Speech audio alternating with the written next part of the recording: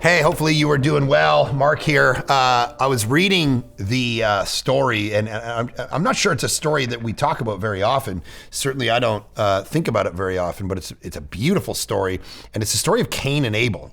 Genesis chapter 4. Of course, the fall of humankind has happened in Genesis chapter 3. And then in chapter 4, the two sons of Adam and Eve, this event happens that some writers, there's psychologists and theologians that say this is one of the greatest stories in the whole Bible because there's all kind of symbolism packed into it. And of course, I'm not going to get into all that, but there's this one sentence in it that's so interesting. So basically, Adam and Eve, they have these two sons. Genesis chapter 4, and verse 3, it says, "In the course of time, Cain brought to the Lord an offering of the fruit of the ground." So they're working the ground, and Cain brings this offering to the Lord. And then there's this comparison.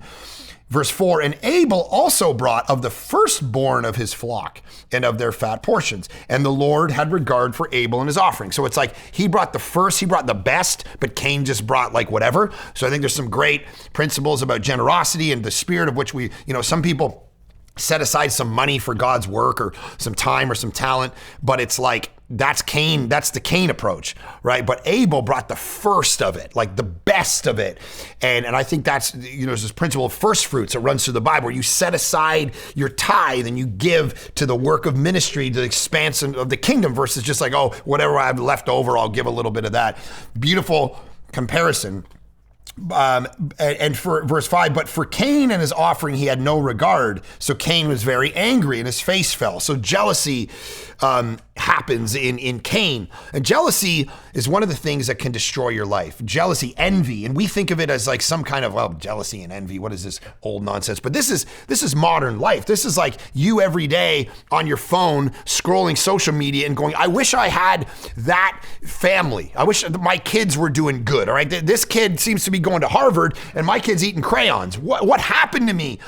I wish my spouse was like this. I wish my job was like this. And we compare and we're envious. And envy, that kind of envy, where you're comparing to his brother, kills your contentment in life. It destroys your soul. And so you got to fight envy with contentment. One writer has said, God is most glorified in us when we are most satisfied in him. God is most glorified in us. There's depth to that sentence that we don't have time to explore. God is most glorified in us when we are most satisfied in him, meaning when you are satisfied with what God has given you and you're like, at least I have God. My heart and my flesh may fail, but I got you, and my circumstances may be not perfect and their circumstances might be better than mine, but at least I have you. That satisfaction is what then the world looks at and goes, man, they got something I don't have. They got something I want. Who is this God that they know? Cain is driven by jealousy and envy, which is one of the great problems of our life. We got to put our phones down and stop comparing ourselves to everybody else in life because it's going to destroy our soul and contentment, which is exactly what happens to Cain, because now the jealousy and envy drives him. It says, so he was very angry and his face fell. The Lord said to Cain, "Why are you angry? Why is your face fallen? If you do well, will you not be accepted? If you do not do well, sin is crouching at the door. Its desire is contrary to you, but you must rule over it." Which is hearkening back to chapter 3, where God's talking to Eve and talking about her sin and how sin is crouching at the door. And there's this beautiful, all this layers of awesome symbolism. And then this, verse 6, "Cain spoke to Abel, his brother. When they were in the field, Cain rose up against his brother Abel." This is so sad. The first murder ever, and killed him. Then the Lord said to Cain, and this is my point. Underline this in your Bible if you got it. "Where is Abel your brother?" That's verse 9. "Where is Abel your brother?" he said.